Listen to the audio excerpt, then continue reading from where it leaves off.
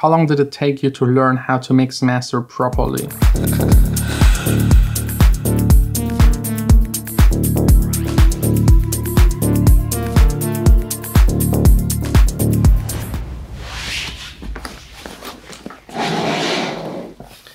Hey guys, welcome to the vlog. My hand looks a tiny bit better, but it hurts like crazy. You can really see that there's like a hole in the skin. Anyways, it's Sunday, just me here in the studio, which is usually the most fun because I can fully concentrate on making music. I will continue working on the song that I showed you, the one with Julia. It's called, I don't know why, but I always forget my own track names. Let me check. Second they are released, I can remember it, but while I'm still working on them, the name sometimes changes. Sometimes I just give the song random letters and version 1, 2, 3, pre-master, not master, almost mixed, fully mixed, 1, 2, 3. You know the deal, every producer is the same. But I'm now on Not Giving Up V1, version 1. That's still good. So version number 2 I hope will sound a little bit better. It's already arranged, just need to mix it. Fine details, the effects on the vocals, dial them a bit down, editing, cutting, getting rid of some of the breathing, reducing it, you know, I mean, I shared already all of that here on this channel, how to do it, how not to do it. So if you're interested, there are like 800 plus videos explaining everything. And what I also need to share is my mom was invited right here. That's like the German Parliament, like the most important building in the country. She was invited to celebrate 100 years of women's voting rights. As you know, she's an artist, my dad as well. And they did a special exhibition, a group exhibition in there with one piece of her, like everyone contributed one. And Angela Merkel was there and also some other ministers and like all of those politicians. So really a big step up for my mom. She won a prize, as you might remember, last year, one of the biggest art prizes in Germany. And yeah, really happy. I mean, I can still remember as a small little kid where my parents just started getting into it, and it's tough. Like art, even way harder than making music actually. Yeah, it's crazy. Like music is a piece of cake compared to modern art. I still don't really understand it, although both of my parents do it for a living. It's just like, I don't know. It's a weird business. It's way worse than the music industry. And by the way, just look outside. It's like freezing like crazy. We got our own little ice skating parkour down there. It's really -7, which is like really cold, especially for this part of Germany, but still no snow. I don't get it. I'm waiting for snow. I love snow, but there is none. It's just like the mist that is freezing on the floor. Maybe tomorrow.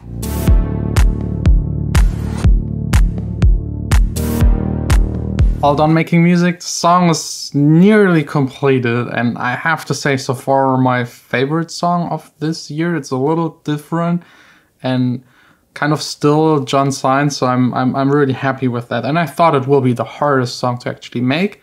But now let's get to the very first question of today's Q&A. Hey John, I was making future bass and I made my sidechain so that everything is silent when the kick and snare hits. But I found that if I tried to make my kick and snare 0 dB, it would trigger the limiter and the limiter displayed way beyond 0 dB. I was wondering why this is. I can't really answer why. It's just like probably driving everything too hard. It's too loud, too much going on. I would anyway suggest you to maybe use a ghost kick to trigger. So a kick that isn't playing on the output, that is just triggering the compressor that is in front of the output. Or maybe use a plugin that doesn't need a trigger at all. There is like the LFO tool. There's also by Vengeance a plugin for sidechaining where you can also select which frequencies should be sidechained and how much. That's definitely the smarter way to do it nowadays. Not a question, just wanted to say thank you. Thank you very much. I really appreciate these kind of messages. I came across your song Dawning on the Vibe Guide page. That's like a huge YouTube channel that is posting music. I want to know, what were the things you did to make that happen? I just sent them an email. Hi, it's John, that's my new song. Listen to it if you like it. Would be cool if you could upload it and help me promote it. That was basically it, but this is like 3 years ago. Back then it was a lot easier to get in contact with these channels. Nowadays everyone knows how it works and how much promotion this can actually give you. So it got a lot harder. Was denkst du so? This was a message by Vincent Lee. He's one part of the Noise Geeks and also working with Julian Bam, who's like a huge YouTuber here in Germany. We were just talking about there's like beef going on the German YouTube between two music YouTubers. One is reviewing music, another one is making music, and was complaining about the guy reviewing the music that he has absolutely no clue. It's hilarious. I don't want to get too deep into that because that's like really territory I absolutely try to avoid. But if you're German and you haven't heard about it, just Google Tubot versus Rezo. It's funny. It's insanely funny because like the music guy is picking apart the music review guy that doesn't have a clue about music, and there are some parts where he says things every music producer, even the beginner knows that it's just like bullshit. Will my music and channel get a feature on your vlog? No, probably not. But if you want to send me your songs as a track submit, it's linked down below in the description. Just send me your song, I will listen to it and maybe feature it here on the vlog. Is there a license fee for being a DJ in Germany? In some countries like mine, Croatia, we have to pay 200 euros every year for 10,000 songs on our USB and laptop.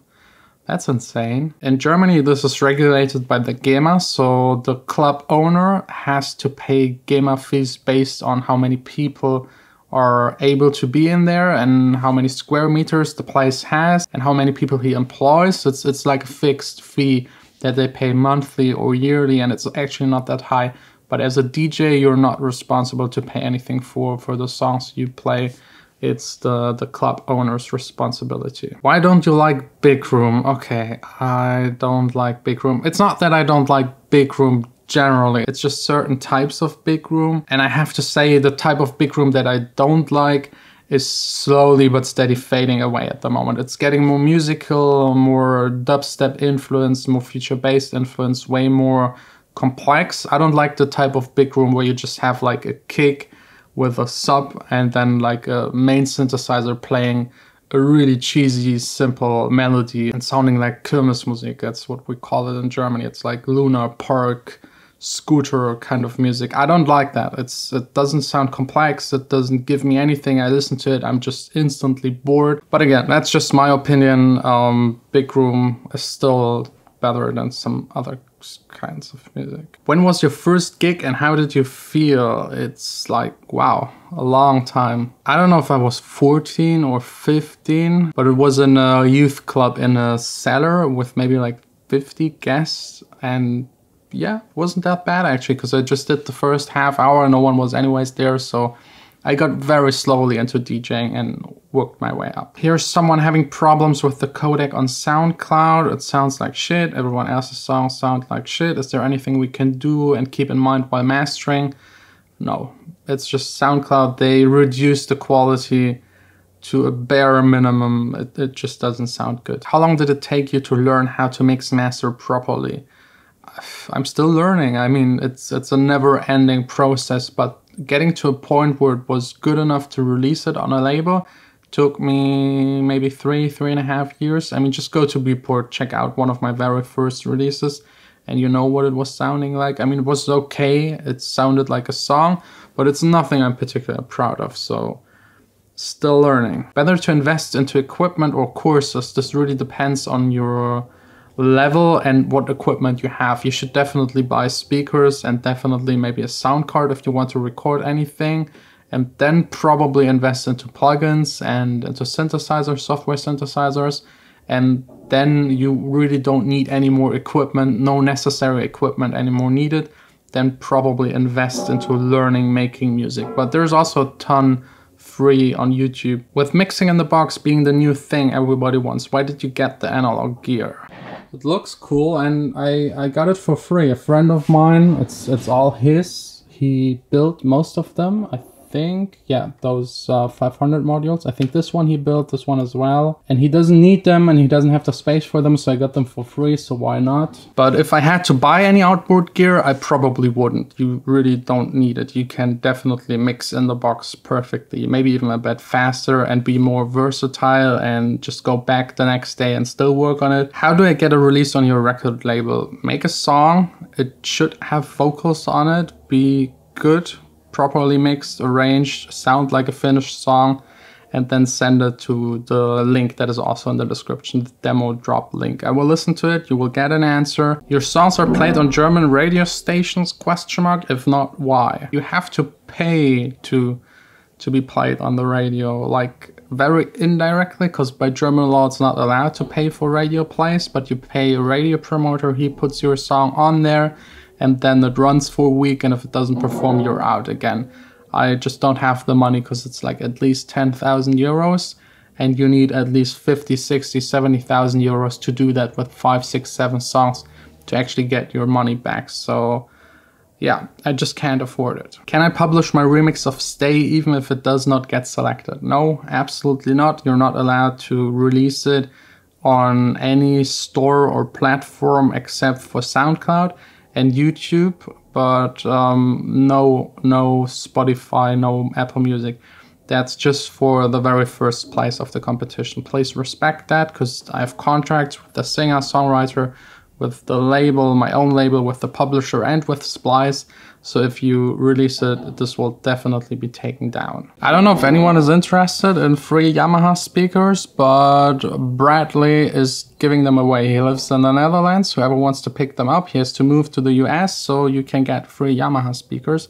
I will link his Instagram down below, just get in contact with him. How do you start ghost producing? That's like a complicated topic. A lot of people that are producers and don't want to DJ want to be ghost producers, because that's probably the best way to still make money in EDM. But I have to say, there is no way you can sign up for that. There is no way to learn it really. It's really all about going out there and connecting with people. You need to go to the clubs, connect to the big DJs, offer them your service, and be smart about it, because if you're a random dude and you just go to one of those superstar DJs and say, I want to produce you, they won't take you serious. So just work your way up, start with small local DJs, do it maybe for free, and once you have like a bigger hit or a song that gets some traction, people will start approaching you. It's a long way. It's actually, I would say, even harder than just doing your own project, because you always have to go through someone else and rely also on them releasing the songs for you to make money. So really, really complicated, and you first have to accomplish something. So if you don't have any releases, I would even say if you don't have at least 20 releases, there is probably no way someone will let you ghost produce them, except if you really know them personally really, really well, but that's usually not the case. So let's do one more question. Do labels work with signing a track or signing an artist, or is it both depending on the label? Yes, it can be both. For example, my label only signs the song, so you're free to do whatever you want to do in the future. Other labels do an option for the next 3 songs, and major labels usually sign you for an album, sign you for a period of time, maybe the next 3 years, 4 years, because they want to make sure to get the money back that they invest in you. But yeah, this is really totally up to the musical style, to the label, to the size of you as an artist, the size of the label. There are a million ways to deal with this kind of situation. Anyways, that's it. If you want to ask me any questions, check out my Instagram, also linked down below. And tomorrow, back here in the studio, Monday. Monday is usually very, very busy.